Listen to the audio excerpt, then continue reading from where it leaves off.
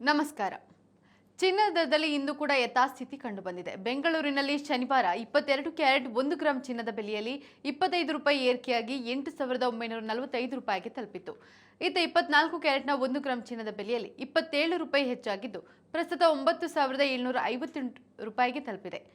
ಇನ್ನು 22 ಕ್ಯಾರೆಟ್ನ 8 ಗ್ರಾಂ ಚಿನ್ನ 71,560 ರೂಪಾಯಿ ಬೆಲೆ ಬಾಳಿದ್ರೆ 10 ಗ್ರಾಂಗೆ ನೀವು 89,450 ರೂಪಾಯಿ ಮತ್ತು 100 ಗ್ರಾಂಗೆ 8,94,500 ರೂಪಾಯಿ ಪಾವತಿಸಬೇಕು.